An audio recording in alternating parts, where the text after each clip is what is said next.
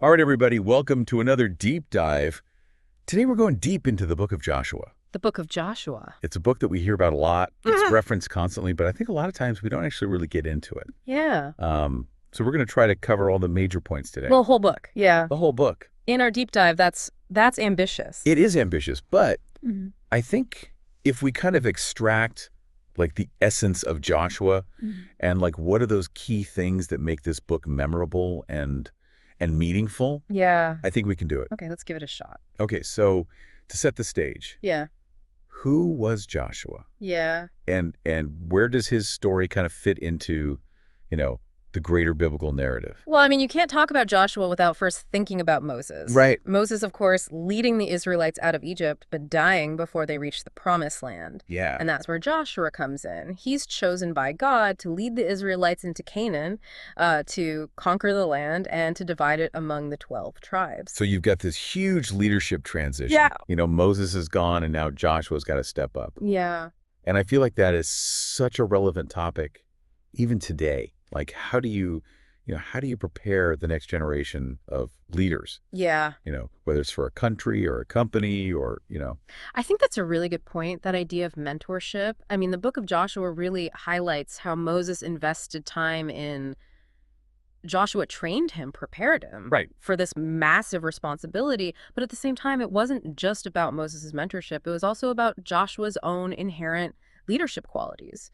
He had his own strengths and abilities that allowed him to rise to the occasion. Yeah, it's like that combination, Yeah. preparation, but also the individual's own, ability to step into that role. Absolutely. Okay, so let's talk about the story that everybody remembers from the book of Joshua, Jericho. Oh, yeah. So the Israelites, they get to Jericho. It's this heavily fortified city. Yeah. And God gives them some pretty interesting battle tactics. Unconventional warfare at its finest. Yeah, they're told to march around the city once a day for 6 days. Oh, On the seventh day, they march around 7 times, and then the priests blow their trumpets, everybody shouts, Yeah. and the walls come tumbling down. Yep. And it's just such a powerful illustration of faith. Instead of relying on conventional military strategies, Right. they obeyed God's commands no matter how strange they may have seemed, and that obedience, that trust in something beyond themselves that led to victory. I mean, it's such a dramatic story, but I always wonder, how much of this is like historical fact? Yeah. Did Jericho really exist as this like massive fortified city? Yeah, well, archaeologists have actually uncovered evidence of a massive walled city at Jericho, Oh, wow. with destruction layers dating back to the approximate time period described in the book. Wow. So there's definitely evidence that seems to support the biblical account. That's amazing. Yeah. I mean, it really kind of makes you reconsider how these ancient stories, intersect with actual history that Yeah. we can verify today. Yeah. Okay, they conquer Jericho, but that's just the beginning. Now they have to divide the promised land among the 12 tribes of Israel. Yep.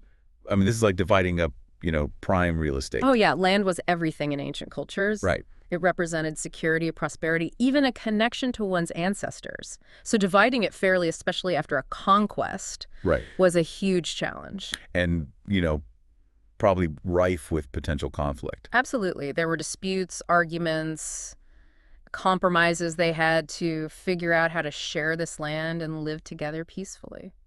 So what can we learn from this whole process of dividing the land? Well, it's about building a new society from the ground up, and the division of the land kind of highlights how complex that process is. You have to learn to live with your differences, to compromise, and work towards that shared goal of creating a new future. And it's interesting because even today, I think that's still relevant, right? Like, how do we as a society figure out how to navigate our differences Yeah. to come together to create that shared future? Absolutely timeless themes. Yeah, okay, so let's talk about the end of Joshua's journey. Towards the end of the book, he delivers this really powerful speech, basically urging the Israelites to remain faithful to God. Yes, Joshua's farewell address. Yeah, It emphasizes the covenant between God and Israel. This wasn't just a casual agreement, it was a binding promise that shaped their entire way of life, their identity, their laws, their everything.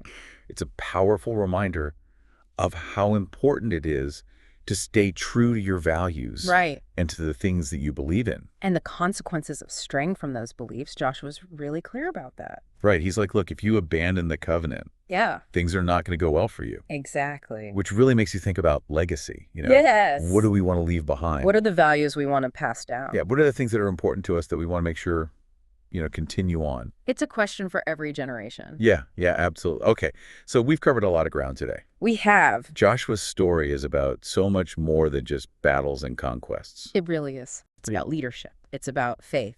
It's about the complexities of building a society, based on a shared set of values. And how those values can guide us through challenges and transitions. So if Joshua were alive today, what do you think his promised land would be? Yeah. What would be the challenges that we would be facing? What would he be leading us toward? What would Joshua do? Yeah, what would Joshua do? It's a great question to ponder. It is something to think about. Yeah. So thank you for joining us on this deep dive into the book of Joshua. We'll see you next time. See ya.